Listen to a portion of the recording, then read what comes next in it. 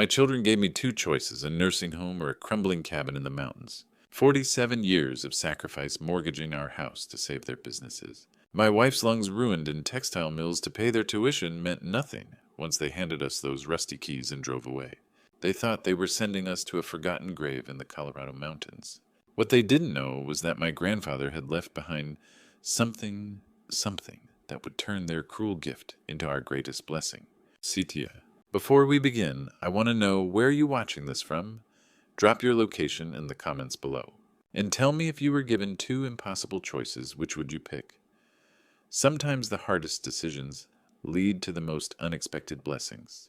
Rain hammered down that late October evening as strangers loaded our furniture onto trucks. 47 years of memories carried away piece by piece. We'd mortgaged this house to save my oldest son's failing restaurant, emptied our retirement accounts for my daughter's law school, covered my youngest son's gambling debts more times than I could count. This was our reward foreclosure papers in exile. Dorothy sat in our dying pickup cane propped beside her portable oxygen tank in her lap. Her breathing was labored in the cold, damp air, her chronic lung condition worsening with every passing month. Bear, our 9-year-old German shepherd, rested his graying muzzle on her knee, brown eyes watchful. He hadn't left her side since the foreclosure notice arrived 6 weeks ago. Ethan, my oldest son, approached through the rain designer umbrella, shielding his tailored suit. His wife Melissa waited in their Range Rover, deliberately avoiding eye contact through the tinted windows. "Dad, you can't keep living beyond your means," Ethan said, extending a manila envelope. "The nursing home in Pinecrest has an opening. They've agreed to take you both next week." "We're not invalids," I said. "Mom needs her medication and proper care. They have excellent medical facilities." He glanced at Bear. "They don't allow pets." Dorothy struggled out of the truck, Bear moving with her like a protective shadow. "We gave you our life savings, our retirement, our home," she said quietly, her voice steady despite her breathlessness. "We chose you over our own security, and you won't let us keep our dog." My daughter Karen emerged from her BMW legal documents in a waterproof portfolio. At 45, she'd perfected the art of emotionless efficiency as a lawyer. "We've arranged for Bear to go to a shelter," she said. "It's the most humane option given your circumstances." Humane, something inside me broke. Not my heart that had shattered weeks ago. This was my patience dying. "I worked 60-hour weeks for 30 years so you could become a lawyer. Your mother destroyed her lungs in textile mills to pay for your education. This is your definition of humane." My youngest son, Andrew, stood apart from his siblings, silent, studying his expensive shoes. He couldn't even look at us. The rain fell harder. Ethan pulled out a set of rusty keys. "There's grandfather's old mining claim in the Rockies, near Pagosa Springs. The cabin's still standing, mostly." His voice softened slightly. "Maybe the mountain air will help Mom's breathing." He handed me the keys. They felt heavy as stones in my palm. "But Dad," Ethan continued, his voice dropping, "that dog won't survive a winter up there. He's old. Just like—" He didn't finish the sentence. "He didn't have to," Karen added coolly. "There's a vet clinic 50 miles from the cabin, if you insist on keeping the dog." They climbed into their luxury vehicles, Ethan and Melissa in the Range Rover, Karen in her BMW, Andrew in his Audi. Engines purred to life. Brake lights glowed red in the gathering darkness, then faded into the rain. Dorothy's cold hand found mine. Bear pressed against my leg, solid and warm and real.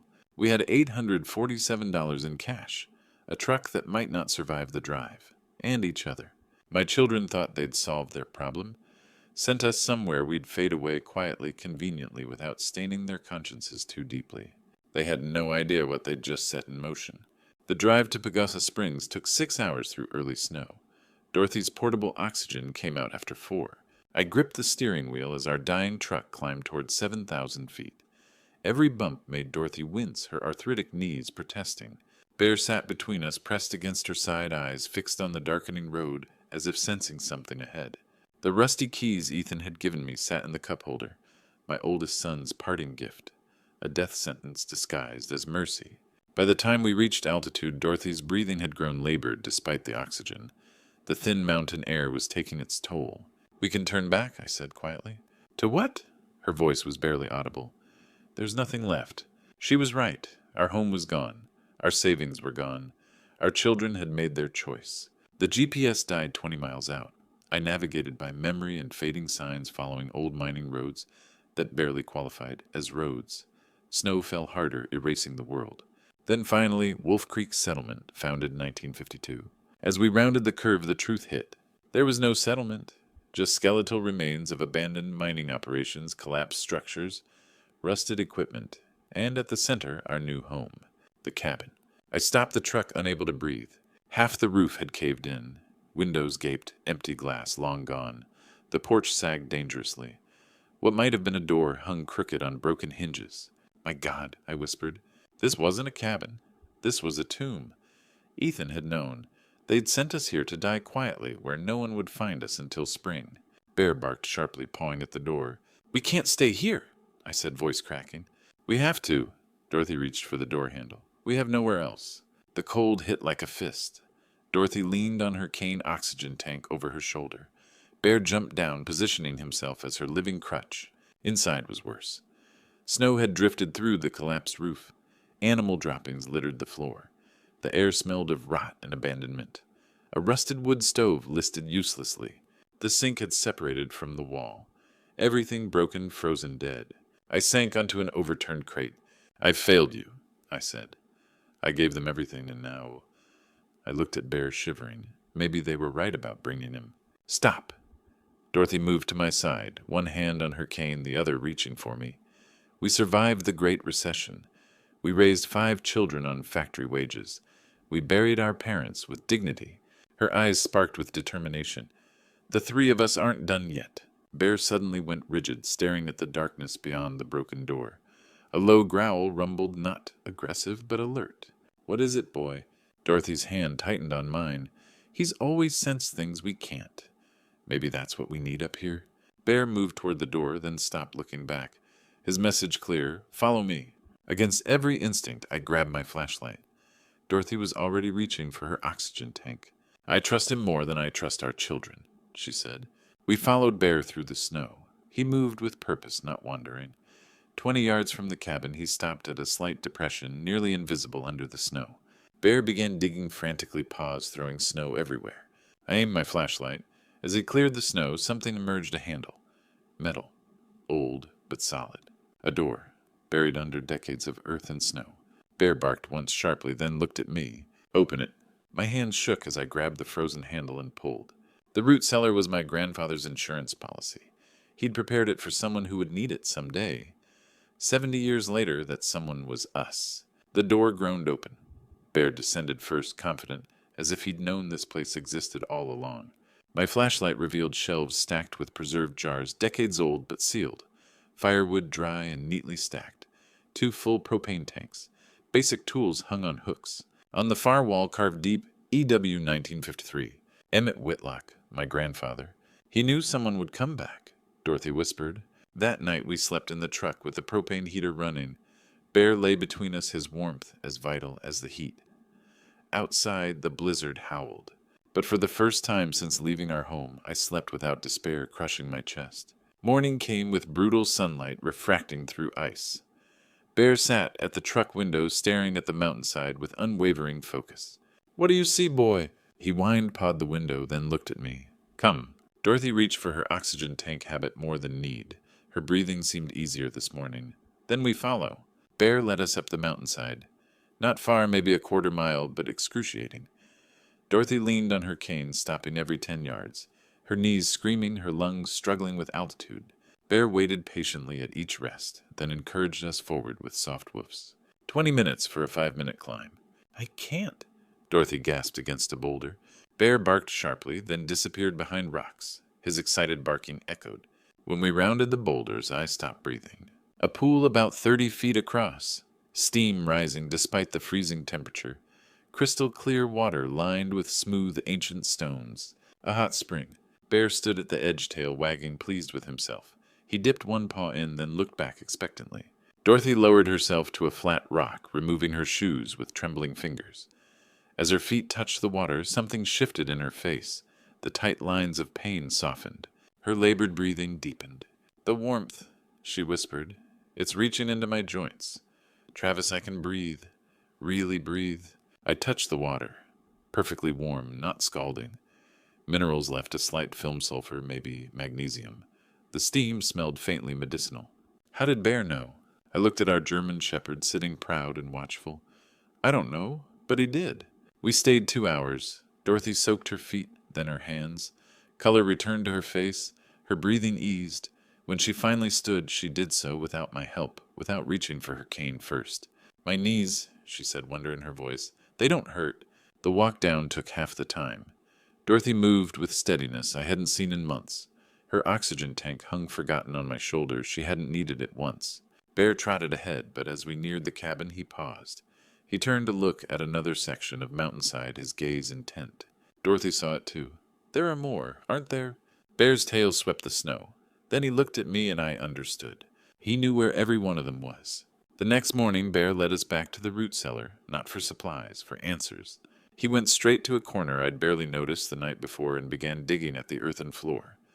Within moments, his paws uncovered a metal corner, protruding from the ground. I knelt beside him, brushing away decades of dirt. A metal box about the size of a large book, stenciled across its lid in faded paint. E.W. Whitlock, 1953. My hands trembled as I pried it open. Inside, wrapped in oilcloth, was a leather-bound journal. Beneath it, geological surveys, old letters, and a photograph. The image stopped my breath. A man, unmistakably, my grandfather Emmett, standing beside a steaming pool. Next to him sat a German shepherd, its posture alert and proud, its markings remarkably similar to Bear's. I turned the photo over, handwritten in faded ink. God's pharmacy heals what medicine cannot. Rex found it first, like dogs always do. Rex, Bear's ancestor. Dorothy leaned over my shoulder, reading the inscription. The dogs remember what humans forget, she whispered. I opened the journal. Emmett's handwriting, still clear after 70 years, filled the pages with detailed observations. 4 springs, I read aloud, each with different properties. The first entry described the respiratory spring, the one Bear had led us to. Sulfur-rich water at 102 degrees. Helps breathing, clears lungs, eases heart troubles. The second joint spring, 98 degrees high in magnesium and calcium. Reduces inflammation, restores mobility. The third skin spring, 95 degrees iron and zinc. Heals wounds, clears skin conditions. The fourth, sacred spring, 90 degrees crystal clear water unlike the others. Rare minerals. Heals deeper. Over the next week, Bear showed us the 3 remaining springs, each exactly where Emmett's maps indicated. He moved between them with purpose, as if following a route memorized generations ago. Dorothy visited the respiratory spring every morning. By the end of the first week, her chronic cough had diminished. By the second week, she walked without her cane. By the third week, her portable oxygen sat unused in the truck, needed only on particularly cold mornings. The joint spring became my refuge. My arthritic hands, which had ached for 15 years, moved freely after daily soaks. The pain that had defined my last decade simply faded. Even Bear changed. His coat grew glossier. The gray around his muzzle darkened. He moved with energy I hadn't seen since he was young. It's healing all of us, Dorothy said one evening, flexing her fingers. Fingers that used to be too stiff to make a fist. I looked at my own hands, then at Bear, then at my wife moving through our makeshift camp with ease I'd thought she'd lost forever. We were healing, but as November deepened, reality pressed in. The temperature dropped. Snow fell more frequently, and our shelter remained what it had been from the start. Half a roof, broken windows, a structure that wouldn't survive serious winter. We can't stay here, I said, watching my breath fog in the frigid air inside the cabin. Dorothy sat beside me, no longer needing her cane, breathing easily despite the altitude. Bear lay between us, healthy and alert. The spring saved us, she said, but we still have nothing but a collapsed cabin and borrowed time. Bear's ears perked. He looked toward the forest where salvaged materials from the old mining operation lay scattered and forgotten. Then he looked at me. His message was clear. We're not done yet. Survival became purpose, and purpose became something more. December arrived with brutal cold. Bear showed us something crucial scattered throughout the abandoned mining operation were materials we could salvage. Lumber, windows, even solar panels from a failed modernization attempt. I worked methodically with grandfather's tools. Roof first patching the collapsed section with corrugated metal, then windows sealed against mountain winds. Dorothy, growing stronger daily, helped organize supplies. Bear became more than a companion. He disappeared into the forest for hours, returning to bark until I followed. His discoveries were uncanny, exactly what we needed when we needed it. By late December, the cabin had transformed from ruin to refuge. Not beautiful, but solid, weather-tight, survivable. January brought our first visitor. A pickup struggled up the road. A man climbed out leaning heavily on a walking stick, mid-60s face creased with pain. Truck broke down 3 miles back, he called, limping forward. Saw your smoke. Got a phone. No service, I said. But I can help with your truck after. Bear interrupted, trotting toward the stranger with purpose. He circled the man slowly, nose working. Your dog friendly? The man asked. Very, Dorothy said from the cabin doorway. He's just particular about people. Bear completed his circle, then gently tugged the man's pant leg, looking toward the spring path. What's he want? The stranger asked, confused. To show you something, I said, if you'd like to follow. Maybe it was pain, maybe curiosity. But Walter Jensen agreed. Bear led him straight to the joint spring. No hesitation. Straight to the pool with reddish stones. Walter lowered himself onto a bench, removed his boots with difficulty, and immersed his legs in the warm water. Natural hot spring, he asked. Mineral rich, Dorothy explained. Good for aches and pains. We left him 30 minutes. Bear sitting watchful at the pool's edge. When Walter emerged, he walked differently. The pronounced limp had eased. He flexed his leg experimentally, wonder in his eyes. Been to 3 specialists about this hip. Cortisone shots, physical therapy, talk of surgery. This, he gestured at the spring. This feels better than anything they tried. What is this place? How'd your dog know what I needed? We're still figuring that out, I admitted. Walter returned 3 days later with his wife, Donna. Then a week after with a friend. Word spread carefully through the local community, whispered between neighbors who trusted each other. By late January, we had 6 regular visitors. Bear assessed each one with the same ritual, circling, scenting, evaluating. Then he'd lead them to whichever spring matched their needs. His accuracy was impossible to dismiss as coincidence. That dog's worth his weight in gold, Walter said one afternoon. Dorothy and I watched from the porch as Bear guided an elderly woman toward the joint spring. His movements, patient, purposeful, reverent. We came here to die, Dorothy said quietly. Instead, we're helping people live. I squeezed her hand. She squeezed back a firm grip that would have been impossible 3 months ago. One February morning, a truck appeared that I didn't recognize. Professional looking. A woman stepped out, maybe 60 camera around her neck, visible arthritis in her hands. She walked toward us with careful confidence. I'm Dr. Nancy Cooper, she said. I'm the veterinarian for this area, and I need to understand why my patients keep canceling their appointments. Dr. Cooper didn't believe in miracles. She believed in evidence. Bear was about to provide both. My patients keep canceling appointments, she explained on our porch. They say they're feeling better. As someone with rheumatoid arthritis for 20 years, I'm desperate enough to investigate rumors about healing springs and a remarkable dog. Bear approached with his assessment ritual, circling, scenting. Then he gently took her jacket sleeve and tugged toward the spring path. He's diagnosing me? Her eyes widened. We've stopped questioning it, Dorothy said. Over 2 weeks, Dr. Cooper visited the joint spring 3 times. By the 3rd visit, she could make a fist without pain, something she hadn't managed in years. She could grip a scalpel again. This defies everything I learned, she said, flexing her fingers. But I can't deny what's happening. She brought testing equipment, analyzed the water. The results confirmed grandfather's journal, rare mineral combinations, sulfur, magnesium, calcium, iron, zinc. These concentrations are extraordinary, she told us. But what's more extraordinary is that dog. He's matching people to the right mineral composition for their specific conditions. She looked at Bear with professional awe. In 35 years of practice, I've never seen anything like this.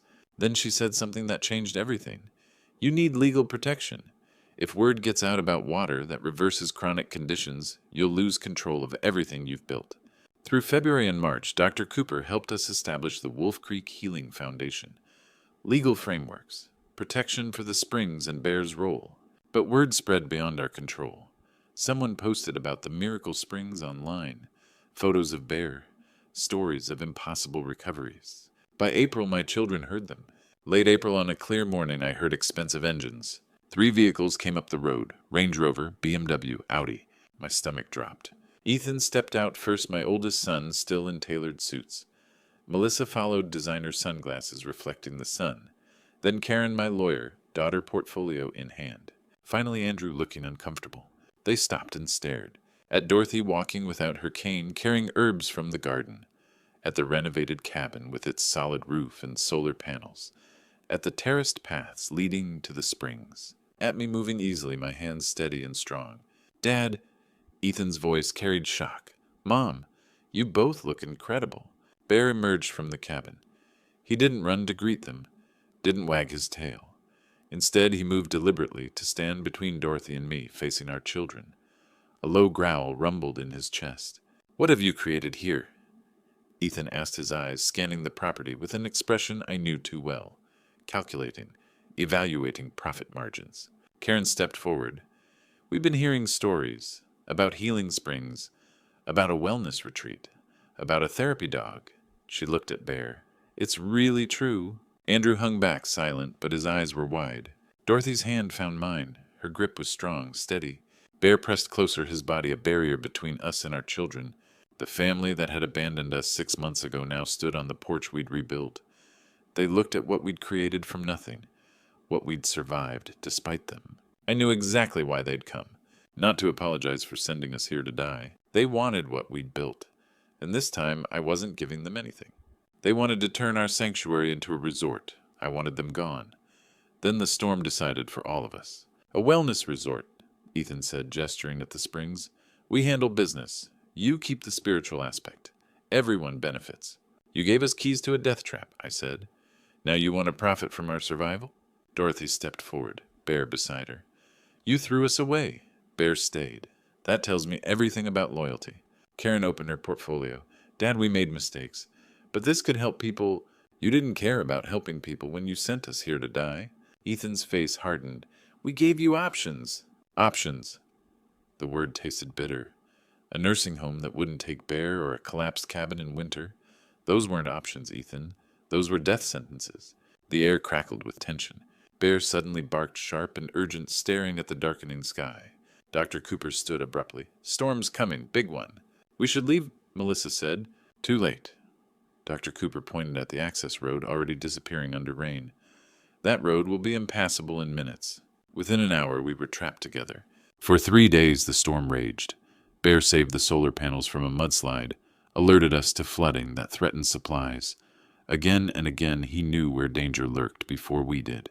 My children, stripped of their luxury and certainty, worked alongside us, hauling sandbags, securing structures, rationing food.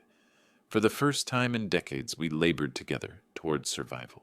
On the second night, Bear approached Ethan. He circled slowly, then pressed his nose against my son's chest. A low whine escaped him. What's wrong with him? Ethan asked. Dr. Cooper watched intently. He's diagnosing. Your heart. My heart, I'm fine. Bear whined again, then grabbed Ethan's sleeve and pulled toward the door. In this storm? Melissa asked, incredulous. He wants to help you, I said quietly. The question is whether you trust him. Ethan looked at Bear, then at me. Something shifted. I've been having tests. Irregular heartbeat. Chest pain. They mentioned a pacemaker. Bear pulled harder. Go with him, Dr. Cooper said. I'll monitor you. Through brutal rain, Bear led Ethan to the respiratory spring, the same spring that had healed Dorothy's lungs. Ethan resisted. The rain was punishing the path treacherous, but Bear was relentless, patient, guiding him step by step. At the spring, Bear wouldn't let Ethan leave. Every time he tried to stand, the dog barked, nudging him back down.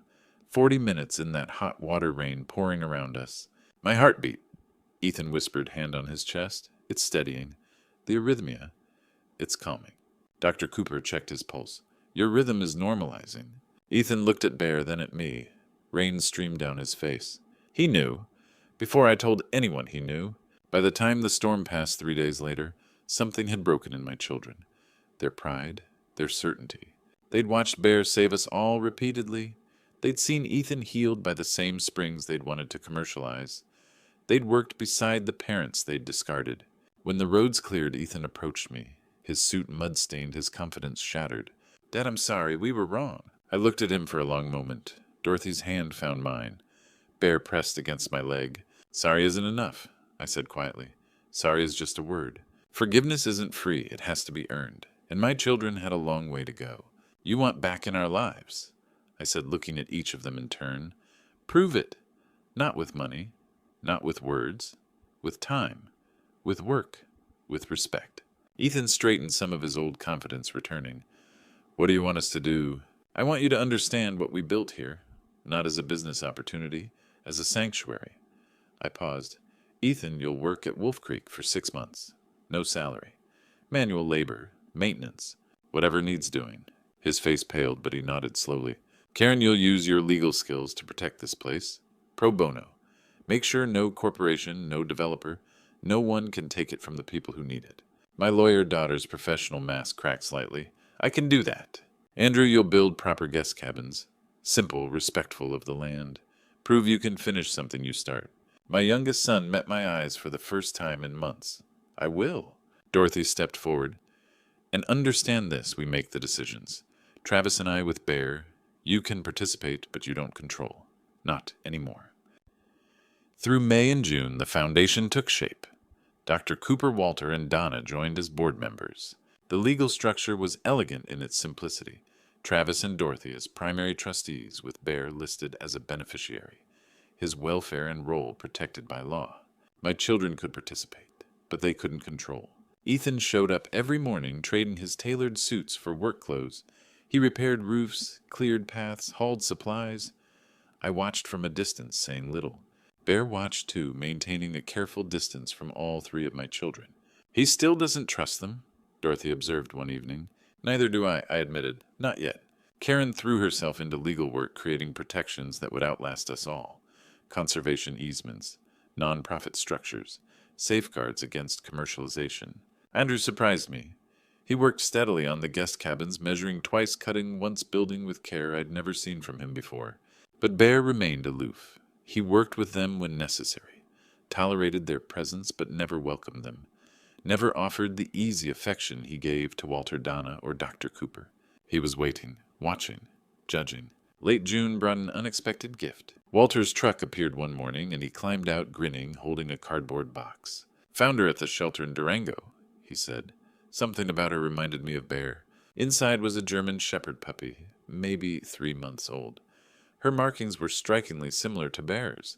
The same intelligent eyes, the same alert posture, even at her young age. Bear approached, slowly assessing. He circled the puppy once, twice. She sat perfectly still, watching him with what looked like respect. Then Bear did something remarkable. He touched his nose to hers, a gentle greeting. Acceptance. She's his to train, I said, understanding immediately. Over the following weeks, Bear took the puppy everywhere. To the springs where he showed her each pool, let her taste the different waters. Along the paths where he demonstrated how to assess visitors, how to sense what they needed. The puppy learned quickly.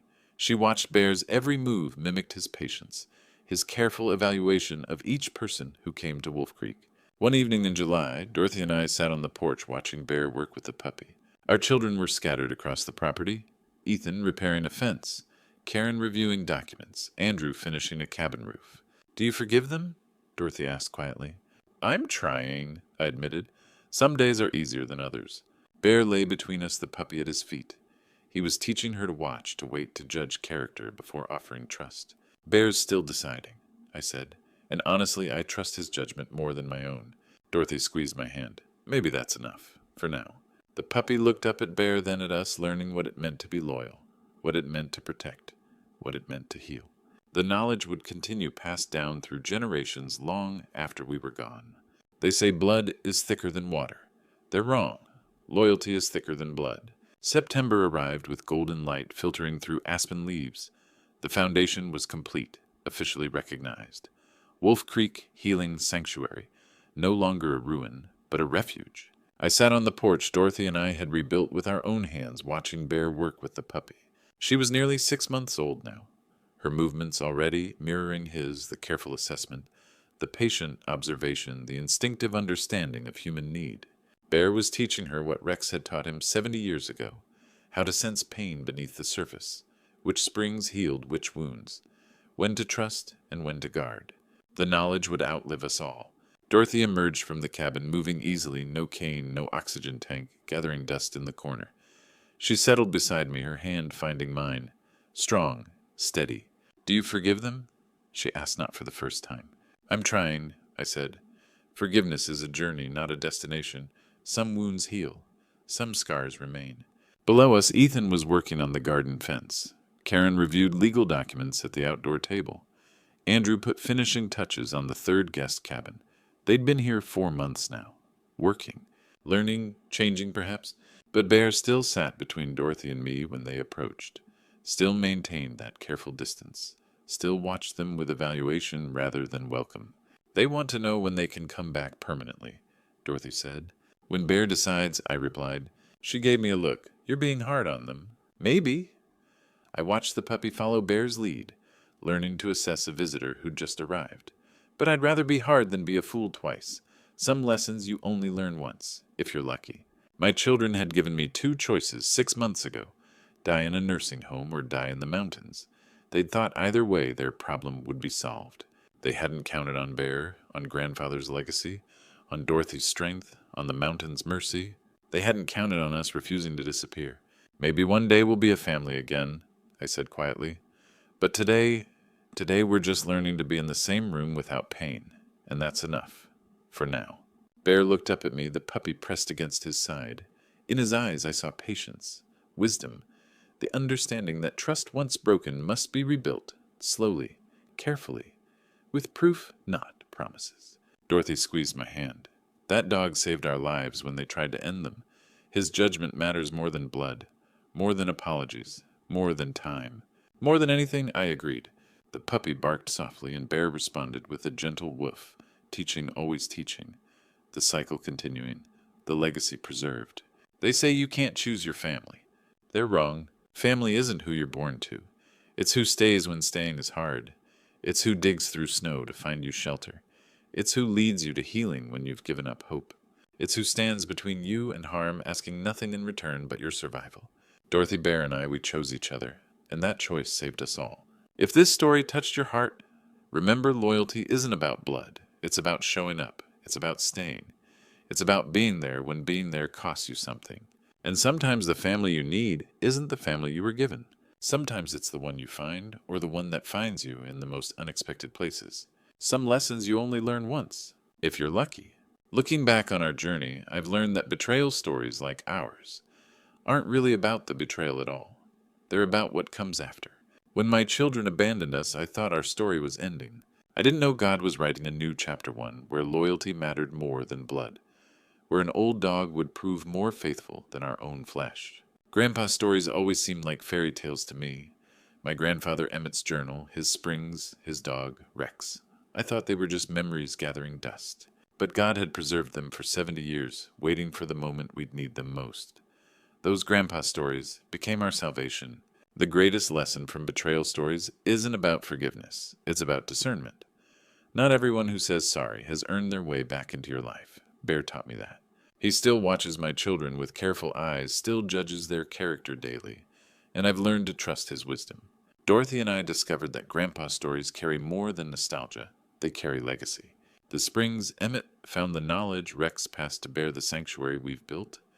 These will outlive us all. That's what matters. Not the betrayal, but what we built from the ashes.